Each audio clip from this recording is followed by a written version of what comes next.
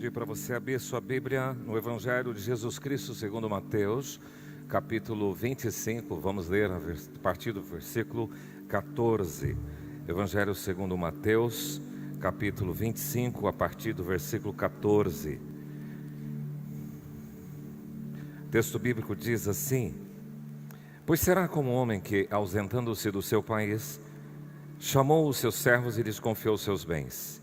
A um deu 5 talentos, a outro 2, e a outro 1, e a cada um segundo a sua própria capacidade, e então partiu. O que recebera 5 talentos saiu imediatamente a negociar com eles e ganhou outros 5. Do mesmo modo, o que recebera 2 ganhou outros 2. Mas o que recebera 1, saindo, abriu uma cova e escondeu o dinheiro do seu senhor. Depois de muito tempo, voltou o senhor daqueles servos e ajustou conta com eles. Então, aproximando-se que recebera 5 talentos, entregou outros 5, dizendo: Senhor, confiaste-me 5 talentos, eis aqui outros 5 talentos que ganhei. Disse-lhe o Senhor: Muito bem, servo bom e fiel.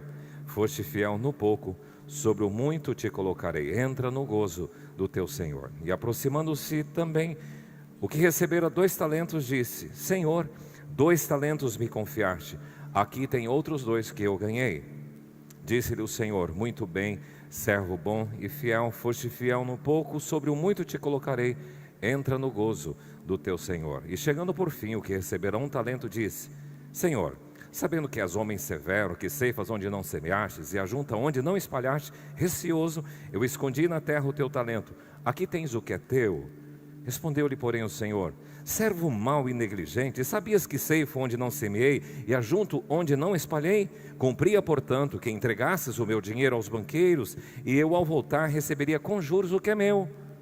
Tirai-lhe, pois, o talento e dai ao que tem 10, porque todo o que tem se lhe dará, e terá em abundância, mas o que não tem, até o que tem lhe será tirado. E o servo inútil, lançai-o para fora, nas trevas, ali haverá choro e ranger de dentes. Pai, obrigado porque podemos dizer que o Senhor é um Deus tremendo, e na pessoa de Jesus Cristo, através da vida e dos ensinos dele, nós podemos ver quão maravilhoso é o Senhor. E permita que nesta noite, através desse ensino de Jesus, nós possamos abstrair princípios da tua palavra para aplicar em nossa vida. Que o Senhor fale ao nosso coração, em nome de Jesus. Amém. Muito bem, hoje nós estamos encerrando esta série Mais Saúde. João escreveu uma carta ao Gaio, e ele disse assim: Eu faço votos por sua prosperidade e saúde, como é próspera a sua alma. A preocupação do apóstolo João é que ele encontrasse nesse discípulo Gaio alguém que tivesse saúde plena. E vocês ouviram aqui destes dias, tanto na terça-feira como ao domingo, a abordagem sobre mais saúde para o seu espírito, mais saúde para a sua mente, mais saúde para o ministério. E hoje nós vamos tratar de mais saúde para os negócios. A parábola dos talentos, Mateus registra nos capítulos 24 e 25, o sermão escatológico de Jesus. Na verdade, os estudiosos dizem sermão profético, porque ele traz uma conotação do fim dos tempos. Você vai ler lá em Mateus 24, a seguinte temática. Jesus vai falar da destruição do templo. Eles estavam no templo e Jesus diz assim: estão vendo essas pedras? E não haverá pedra sobre pedra, porque tudo será destruído. E de fato, no ano 60, o templo de Jerusalém foi destruído. Pois bem, depois ele vai para o Monte das Oliveiras e continua ensinando os seus discípulos sobre o princípio das dores. Ele fala sobre a grande tribulação, fala sobre a vinda do Filho do Homem, que virá sobre as nuvens com poder e glória, conforme as Escrituras registram. Fala da parábola da figueira e exortando os seus ouvintes à vigilância, ao cuidado. Ele trabalha também a parábola do servo bom e do servo mau. Fala das 10 virgens, aquelas 5 mulheres que estavam aguardando o noivo, as 10 mulheres, mas 5 estavam preparadas, com azeite de sobra, e outras 5 não, eram nécias, distraídas e acabaram ficando para trás. E ele entra nesta parábola dos talentos, e depois desta parábola ele encerra o seu sermão escatológico, profético, com o grande julgamento. A síntese da parábola dos talentos é que um homem, ausentando do seu país, chamou seus servos e confiou a um 5 talentos, a outro 2 talentos e a um 1 talento. E depois de um tempo ele volta. Esses 3 servos saem para negociar, um sai e enterra o talento. Mas o Senhor, ausentando-se por algum tempo, volta para ajustes de contas, como é a expressão que o evangelista Mateus utiliza. É importante você compreender que quando se fala em talento, nós estamos falando de peso, de medida. Mas também se convencionou no mundo antigo que talento poderia ser também feito em prata, em ouro. Por exemplo, um talento em Israel, nessa época de Jesus, é dito que ele pesava 91 quilos, um talento de ouro. Mas o talento de prata, ele pesava cerca de 45 quilos. Mas esse peso, ele não era padronizado em todo o mundo antigo, então variava. Alguns, e tem uma tradução da Bíblia que vai dizer assim, que um ganhou 1000 moedas, como que se o talento de fato fosse representado por 1000 moedas de prata. O outro que ganhou 2 talentos, representam 2000 moedas, e esse que 5 talentos, 5000 moedas. Esta é a ideia. Mas qual é a proposta? Qual é o propósito das parábolas, ou da parábola dos talentos? O que é que Jesus quer ensinar? Em primeiro lugar, eu diria que ele está tratando de princípios do reino, porque quando você vê no início do capítulo 25, ele vai dizer assim, o reino do céu será. E depois, no versículo 14, ele diz, pois o reino do céu será como um homem.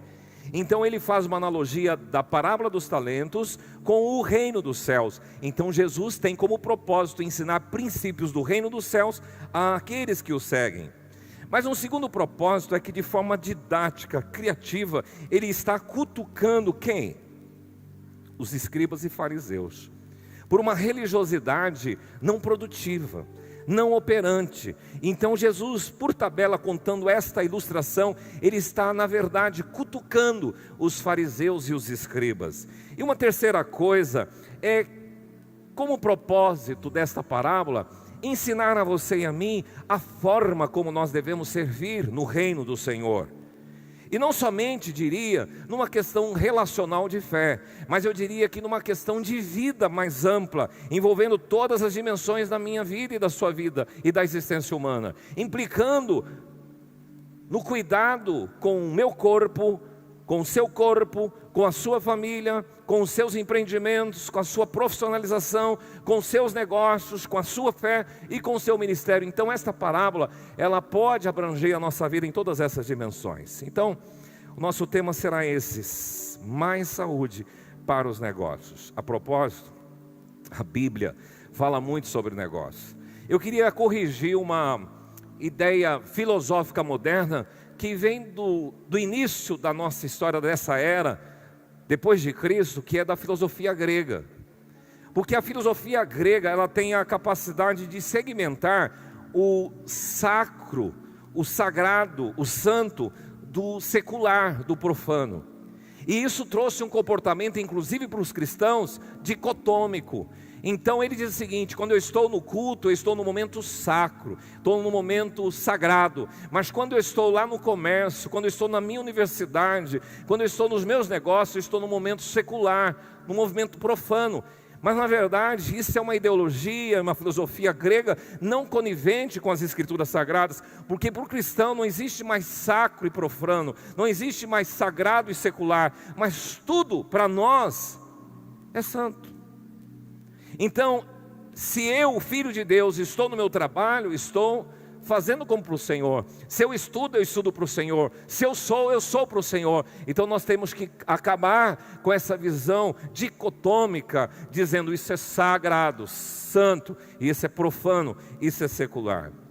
E a gente vê isso na Bíblia porque tem 3 personagens no Velho Testamento que me chamam a atenção pela postura que eles têm com relação aos empreendimentos. Por exemplo, José. José era filho do patriarca Israel, Jacó. e ele era temente ao Senhor, tinha sonhos, e o Senhor o usou lá no império do Egito. E ele se tornou o segundo homem, e o texto bíblico diz que ele começou humilde, porque ele foi entregar marmita para os irmãos, depois ele foi ser escravo lá no Egito, como servo do Potifar, depois ele foi levado para a prisão, mas onde José estava, o Senhor abençoava os seus empreendimentos. Davi também foi tirado do curral das ovelhas, e ele foi catapultado como o rei Israel, e ele, em tudo que fazia, o Senhor prosperava.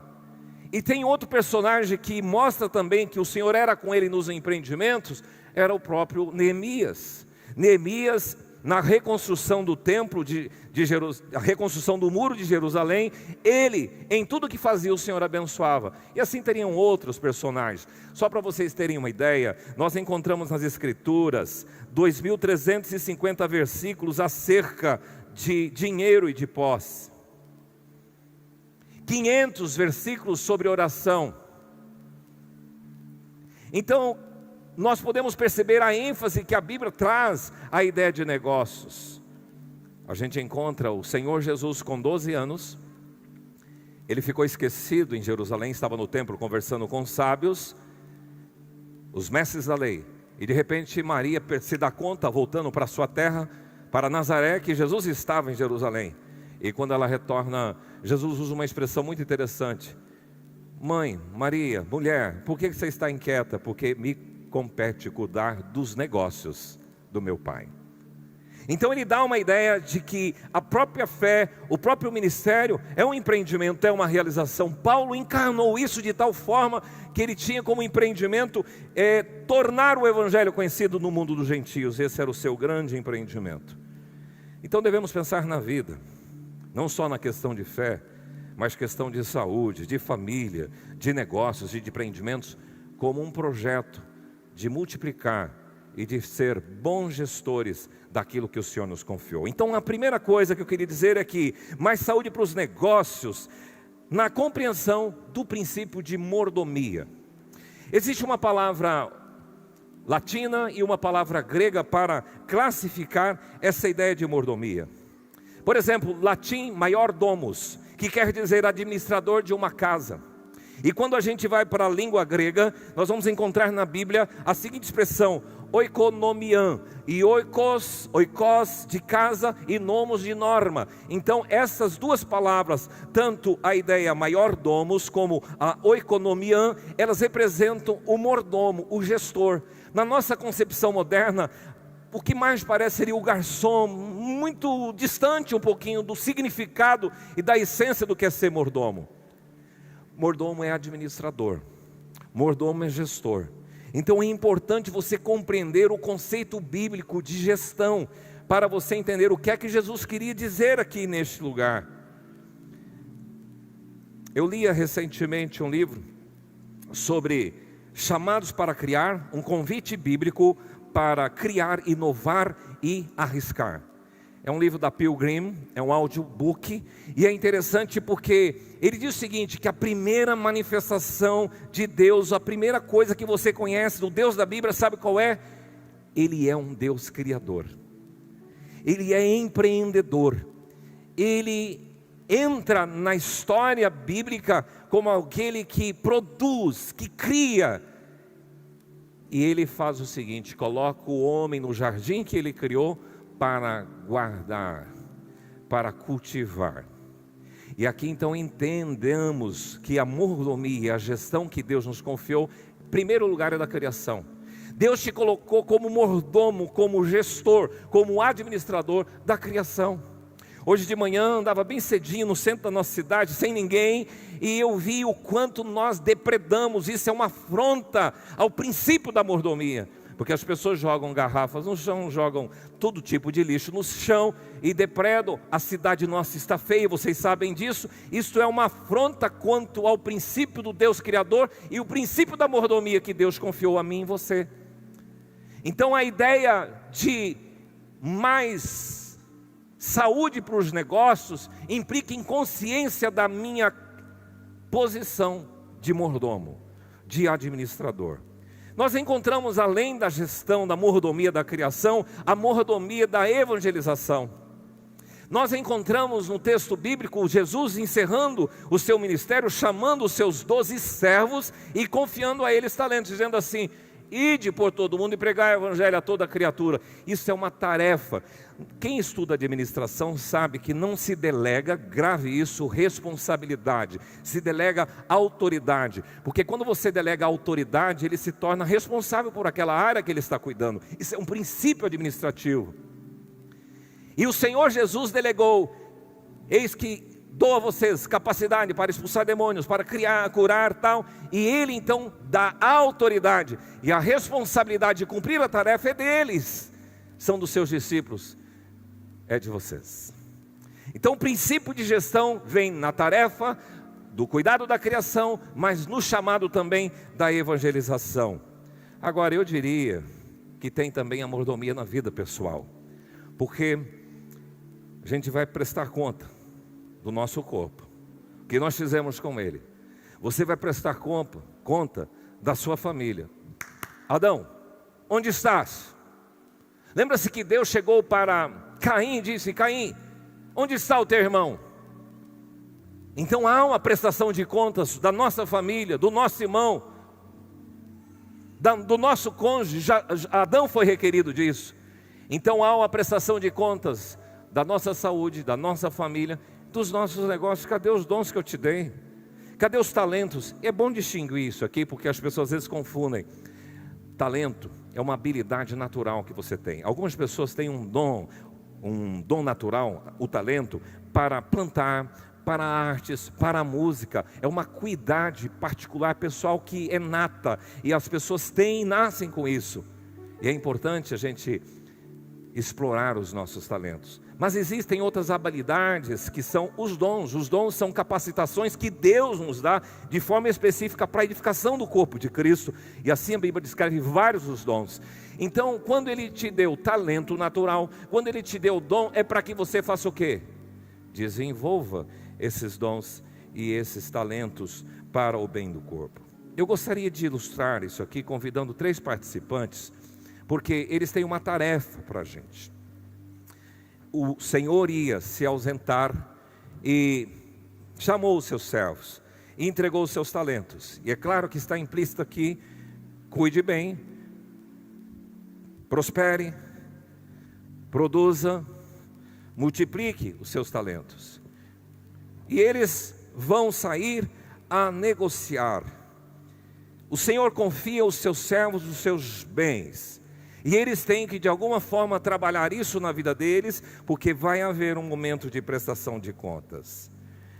Agora, se eu tenho saúde para os negócios, na compreensão do princípio da mordomia, de gestão que Deus me confiou, em segundo lugar, eu tenho mais saúde para os negócios no respeito à capacidade de cada um. Veja que no texto, versículo 15 diz: a um deu 5 talentos, a outro deu 2 talentos e a outro deu 1 talento. Segundo o quê?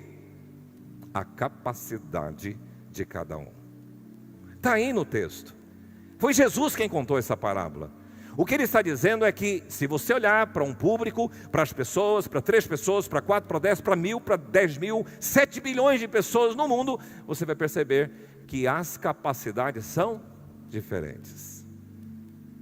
Então alguém tem uma capacidade maior de gestão e esse recebe mais. Tem outros que têm um pouquinho menor e ele recebe menos, mas o Senhor distribui isto conforme lhe apraz. Inclusive Deus é tão sábio nisso que numa das abordagens do Novo Testamento é que Ele não dá nenhuma provação para uma pessoa maior do que ela possa suportar, porque Ele sabe o tempo de tensão que esta pessoa consegue suportar. E Paulo, quando está escrevendo à igreja de Corinto, ele diz assim que o Espírito Santo veio distribuir dons segundo lhe apraz. E aqui tem um princípio interessante, que Deus é soberano. Ele faz o que quer, Ele contempla quem Ele quer, Ele dá capacidade a quem Ele quiser, mais, menos, é autonomia, a prerrogação dEle. Ele tem esta capacidade soberana, e Deus trabalha de acordo com a capacidade administrativa de cada um. Isso deve levar você e a mim a ser mais humilde. a dizer: puxa, Senhor, eu não tenho que ficar comparando com os outros, não. Eu queria pregar que nem aquele fulano, eu queria tocar que nem aquele ciclano, eu queria cantar que nem aquela moça, eu queria ter a capacidade de gestão daquela pessoa, eu queria. Deus te fez personal, Deus te fez único, exclusivo. E dê 3 provas que você é único. Provas materializadas. Primeira prova: só digital, só você tem essa. Segunda prova: DNA. Terceira prova: sua íris, só você tem essa íris. Quarta prova: a memória, só você tem a sua memória. Que tudo que só você tem essa memória, que ela é singular. Então você é singular diante do Senhor. Agora, é importante então você dar valor àquilo que Deus te deu e simplesmente adequar a sua vida àquelas realidades que o Senhor te fez. Muito cuidado, porque tem gente que se vangloria: não, eu sou, eu posso. Eu me recordo num curso que eu fiz na entidade bancária que trabalhei por 35 anos, que uma vez estávamos num curso no centro de treinamento, de formação profissional, lá em Campo Grande, e as pessoas estavam andando na sala, era um grupo de estudantes, um grupo de pessoas treinando, e diziam: eu posso, eu consigo, eu vendo, eu sou o melhor. É uma forma que o pessoal utiliza aí fora para você resgatar a sua autoestima, mas eu diria para você que tudo posso naquele que me fortalece. Eu não sou nada sem Ele, você não é nada sem Ele. Veja que esse autor John Maxwell, ele no seu livro As 21 Leis de Liderança, ele fala de uma tal de lei da tampa. Ele diz assim que as pessoas, elas têm uma tampa e ela às vezes não consegue ultrapassar ali. Então por isso que você vê em certos líderes que ele chega até uma certa altura e depois ele não progride mais, porque aquele é o limite dele. Então é difícil dele extrapolar. E ele compara isso com uma panela de pipoca. Se você coloca mais milho de pipoca do que a panela é capaz de suportar, o que vai acontecer? Ou o milho vai queimar ou vai explodir tudo para fora. É assim na lei de liderança. A capacidade de liderança, diz ele, é a tampa que determina a eficácia de uma pessoa. Mesmo no ministério pastoral é bom vocês distinguirem uma coisa. Tem muitos pastores que são só pastores e não são líderes. E às vezes as suas igrejas têm problemas de crescimento porque ele só é pastor, ele não sabe liderar. Então são dons distintos. E aí fica aquela tampa. Eu já trabalhei com colegas que eu percebia, o indivíduo era expert e ele fazia coisas que eu não conseguia fazer, mas ele não se contentava, ele dizia: não, eu não quero ficar aqui, eu quero ser lá, mas ele não tinha esta capacidade. E aí ele se frustrava e frustrava as pessoas. É importante termos essa noção. E todos devem saber como edifica. Paulo escreveu à igreja de Corinto dizendo assim: veja cada um como edifica, porque um planta, o outro rega, mas Deus é quem dá o crescimento. Mas você tem que saber se o que você plantou é ouro, se é prata, se é bronze, se é ferro, ou se pode ser pedra preciosa, mas pode ser madeira, feno e palha. E madeira, feno e palha, das obras que você fizer, vai ser consumida pelo fogo. Vão ser consumidas todas essas obras pelo fogo. Interessante que aqui, eu escrevendo esta reflexão, fiz uma frase dizendo o seguinte: quem prospera nos seus negócios e empreendimentos e realizações deste mundo, sem considerar o reino de Deus, vai ter prestígio, sucesso, fama, riqueza, status social, reconhecimento e poder, mas transitório, sem impacto na eternidade. Mas não é esta a proposta do Senhor, porque quando Ele dá essa parábola, Ele está falando que nós temos que pensar na vida como algo que eu tenho que fazer além desse plano, pensar no reino. O Jordache estava pedalando hoje, ele trouxe essa imagem que eu achei muito bonita, queria mostrar para vocês, que elucida o que eu quero dizer. Você pode plantar alguns hectares de soja, mas você tem que ter o reino como projeto. Muito representativa essa imagem. Você pode plantar, você pode ter indústria, você pode crescer, prosperar, mas você jamais pode perder em vista o quê? O reino de Deus, a imagem do reino de Deus. Você pode crescer, você pode ser um excelente profissional, um famoso profissional, mas jamais perca de vista o quê? O reino de Deus. Por quê? Aqueles talentos aqui são de quem? Dos servos ou do Senhor? Do Senhor. Quando você olha o Salmo 24, versículo 1, diz: ao Senhor pertence a terra e tudo que nela há. Então, meu amigo, não é seu o seu patrimônio, a sua posição social, os seus bens. Deus quem te deu e te emprestou para você ser mordomo, administrador. Terceiro lugar, mais saúde para os negócios, no desenvolvimento e aplicação de habilidades. E aqui eu queria destacar uma expressão que Jesus utiliza no versículo 16. Saiu imediatamente a negociar. Vamos dizer juntos? Saiu imediatamente a negociar. Quem fez isso? O que ganhou? E o que ganhou? E o que ganhou saiu para enterrar o talento. É interessante perceber que essa expressão imediatamente fala da urgência. Ele entendeu que ele não devia perder tempo e não ficar no entretenimento, na balada da vida, de vendo a vida passar, mas ele tinha a ideia de senso de urgência, de aplicação, de trabalho árduo, de empenho, de dedicação implícita.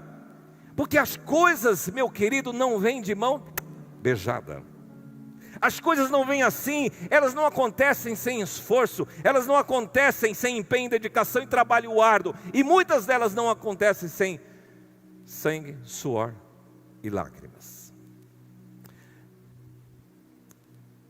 É assim na conquista de qualquer graduação, tem que ralar.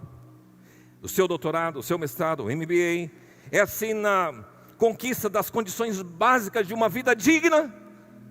Para você ter uma casa boa, uma cama gostosa, talvez você pode ter um ar-condicionado, mas você tem que ralar. É assim na conquista dos seus bens, do seu carro, do seu patrimônio. É assim na conquista de uma carreira profissional bem-sucedida. E eu vou lhe dizer que é assim também no ministério abençoado. Tem que suar, tem que ralar, e muitas vezes chorar, e muitas vezes lágrima e sangue. Você enterra talento quando? Primeiro, você deixa a preguiça assolar o seu coração. Você enterra talento quando você procrastina as coisas. Eu vou deixar para amanhã. Amanhã eu faço, depois eu começo, depois eu vou. Isso é procrastinar. Você enterra talento, porque saiu imediatamente, é urgente. Você enterra talento quando você não planeja para otimizar o seu tempo e os seus recursos. Você enterra talento quando você não se atualiza, quando você não estuda, quando você não se qualifica, quando você não se prepara melhor para a realização da sua profissão, para o exercício dela. Você enterra talento quando você fica olhando para os outros e invejando. Puxa, que carro bonito, que casa linda, olha a posição social, o que ele pode, que eu não posso. Você enterra o seu talento quando você fica a lamentar, a autocomiserar, como aquele homem que estava no tanque de Betesda. Eu não consigo ir lá naquele tanque, ninguém liga para mim, ninguém me leva, e eu fico aqui. E Jesus pergunta: quer ser curado? Ele, um monte de autocomiseração.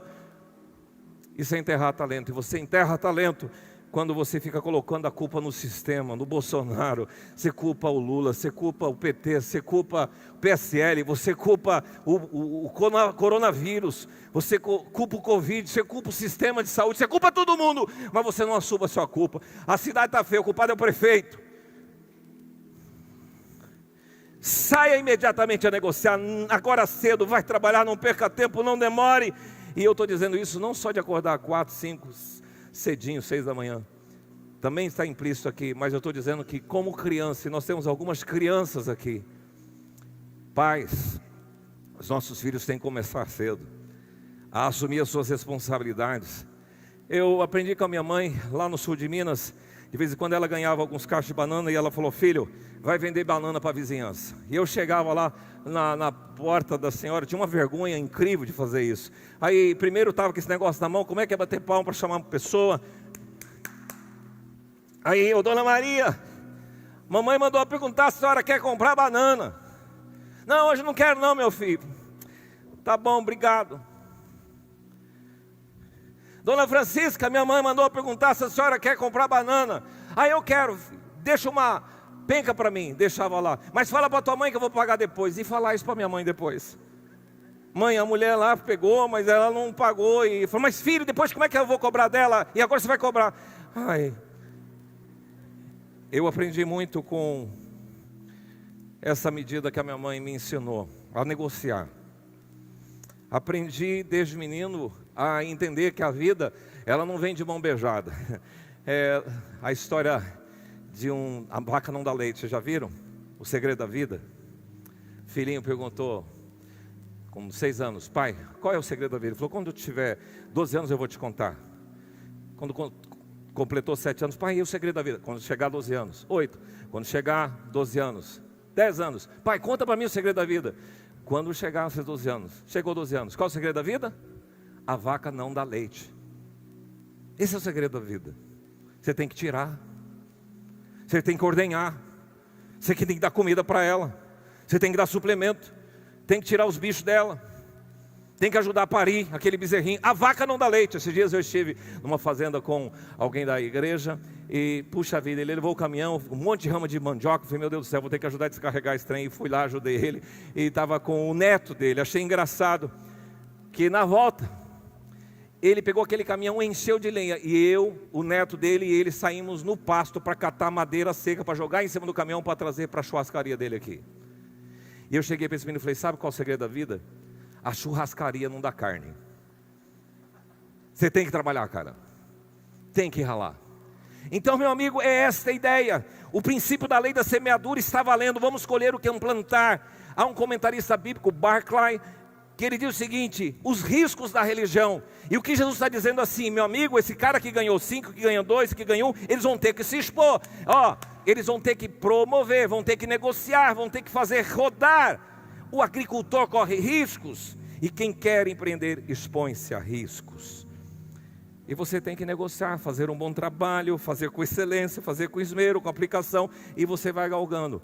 Queridos, eu vou falar para vocês, às vezes no próprio meio ministerial, a gente percebe, às vezes nós precisamos de secretária, nós precisamos de pastores, nós precisamos de gestores, e a gente começa a olhar para o pessoal, gente com vontade, com gana, como esse servo que pega os 5 talentos e traz mais 5, e a gente tem dificuldade de encontrar no mercado. As empresas, toda semana a gente recebe classificados de empresa, gente da própria igreja, preciso de alguém com esse perfil para a gerência de uma loja, tal, e a gente tem dificuldade de indicar.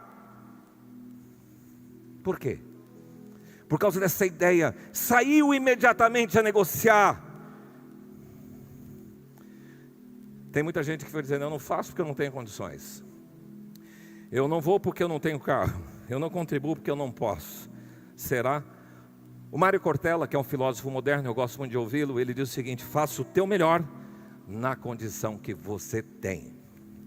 Faça o teu melhor na condição que você tem. E aqui entra um princípio de Provérbios 24, que diz o seguinte, viste alguém perito a sua obra, entre os reis será posto.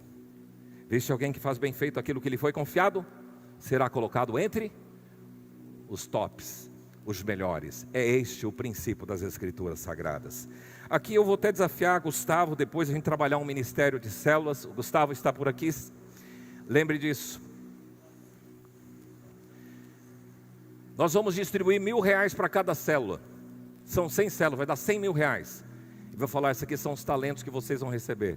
E vocês têm que fazer isso multiplicar. Que tal?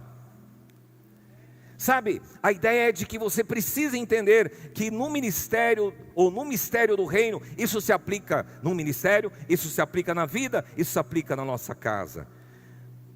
5 segredos da prosperidade judaica. Lê comigo. Primeiro, segundo, terceiro, quarto e quinto. O primeiro item ali é faça tudo com excelência. O segundo item dentro da cultura judaica é que cuide do seu nome, cuide da sua reputação. O terceiro, que você seja humilde para acatar as pessoas mais experientes com seus conselhos. O quarto é que você seja disciplinado e fica perto de gente que diz a verdade. E o último é a generosidade e a gratidão. São princípios que eles aplicam. Em último lugar, mais saúde para os seus negócios, na consciência do ajuste de contas. Porque, versículo 19, depois de muito tempo voltou o Senhor daqueles servos e ajustou contas com eles. Ninguém sabe o dia nem a hora, porque aqui tem uma visão escatológica mesmo. Jesus virá. Quantos creem que Jesus vai voltar? E aqueles que creem devem dizer comigo, Maranata. Vamos dizer?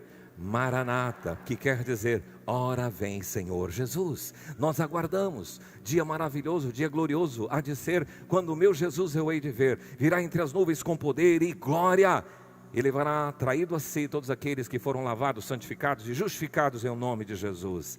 Agora, o texto bíblico diz que ele ajustou contas. No ajuste de contas eu queria dizer, primeira coisa, é para todos. O ajuste de contas diz o texto de Hebreus 4:13, não há criatura que não seja manifesta na sua presença.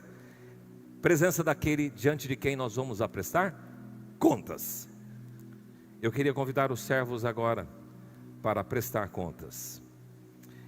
A segunda coisa, todos vão prestar contas. A segunda coisa é que a prestação de contas ela não é pelo todo. Ela é individual. Porque aquele que ganhou 5, aquele que ganhou 2 e aquele que ganhou 1 é individualmente. E para cada prestação de contas você vai encontrar a oportunidade dos servos de expressar o sentimento deles e o que eles fizeram e ao mesmo tempo receber o veredito. E é isso que a gente queria fazer agora. Senhor, recebi 5 talentos, trabalhei e agora estão aqui, os 10 talentos. Muito bem, servo bom e fiel. Foste fiel no pouco, sobre muito te colocarei. Venha celebrar comigo. Senhor, me deste 2 talentos, eu trabalhei e aqui estão 4 talentos. Muito bom, servo bom e fiel. Foste fiel no pouco, sobre muito te colocarei. Venha celebrar comigo. Senhor, e você? Eu recebi 1 talento e eu sei que o Senhor é celoso, é rígido, é duro. Sim. E eu fiquei com medo. Aí eu guardei o talento para entregar o mesmo, né? É igual, né? É. Olha lá na tela o que você precisa aí. Servo mau e negligente. Se você sabe que eu colho onde não semeei, que eu ajunto onde não esparramei, você pelo menos deveria ter colocado esse talento no banco para ele produzir juros e você me devolver. Afaste de mim. E ele será. E este talento é levado agora para aquela pessoa que tinha ganho os 5 e granjeou 10 talentos. Eu não gostaria que vocês recebessem um dia essa palavra assim, servo mau, negligente. Você dá esse talento aqui, vou dar para o outro. Porque a tudo que se tem, se lhe dará e terá em abundância. Mas ao que não tem, até o que lhe tem será tirado. E o servo é chamado de inútil. Lançai-o fora nas trevas. E ali o texto bíblico diz que haverá choro e ranger de dentes. Isso aí, pastor, então tem a ver com o final escatológico do fim do mundo, também. Mas isso tem a ver com a minha vida e com a sua. Alguns anos atrás, eu li um autor chamado Myles Munroe. E ele trabalhou uma dinâmica que eu nunca tinha visto, achei muito legal. Ele dizia assim, a tese do livro dele, Em Busca da Liberdade, o livro dele. Tudo que você administra mal, você perde. E é verdade o que aconteceu com esta parábola. Administrou mal, perdeu. E é assim com a sua vida. E eu encerro com uma parábola de Tim Keller. Tim Keller é um pastor em Nova York. E uma vez estava no encontro de pastores e líderes em Águas de Lindóia. E ele trouxe a parábola do filho pródigo. E ele encerrou uma das suas ministrações com a seguinte história. História com E, não com H. É uma parábola. Disse que Jesus certa vez estava com seus discípulos bem cedinho, ia sair para aquele dia, para o seu ministério. E ele chegou para os discípulos e disse, carreguem uma pedra para mim. E cada um então pegou uma pedra do tamanho que queria. Pedro pegou uma pedrinha bem pequenininha para colocar no bolso dele e carregar. E Jesus então foi, na hora do almoço, chegou ali na beira, no sopé de um monte, E diz: peguem as suas pedras. E cada um pegou a sua pedra nas suas mãos e colocou assim. E Jesus deu graça e aquela pedra transformou em pão. Falou: esse é seu almoço. Pedro olhou para aquele lanchinho pequenininho e falou: tudo bem. E Jesus novamente, depois de ter lanchado aquele pequeno pão, ele chegou para os seus discípulos: carreguem uma pedra para mim. Agora Pedro disse: Jesus não me pega mais. Pegou um pedrão e pôs nas suas costas, andou o dia inteiro, até que eles chegaram lá perto do mar da Galileia. E chegando lá no mar da Galileia, Jesus diz: joguem a pedra no mar. E a pedra, puf, caiu. E Pedro não entendeu nada. Pedro, que pensava que ia virar uma bengala aquele pão, aquela pedra. E Jesus disse: eu disse o quê? Carreguem a pedra para mim. Pedro tinha carregado a pedra para quem? Para ele. Ser mordomos do Senhor é carregar os seus estudos, a sua família, a sua empresa, sua vida profissional. Para quem? Para Ele, com ideia de reino. E você vai ver o que é que vai acontecer na sua vida. Vamos colocar em pé. Pai, estou aqui com os meus irmãos, atentos à Tua palavra, e queremos pedir que o Senhor dê mais saúde para os negócios dos Teus filhos. Nós vivemos num mundo de negócios, a nossa vida é um grande empreendimento, que cada um possa fazer boa gestão, compreendendo o seu princípio de mordomia, que são gestores, tudo te pertence e nós simplesmente vamos administrar isso. Que cada um possa ter consciência da sua capacidade, que é diferente da do outro. Que cada um possa sair imediatamente e não enterrar o seu talento, mas fazer crescer. E possa um dia, quando formos prestar conta, apresentar: Senhor, aqui estão, daqueles 5 que eu ganhei, eu tenho mais 5 que eu conquistei. Que seja assim na vida de cada um. Nos ajude a sermos bons mordomos, em nome de Jesus. Amém.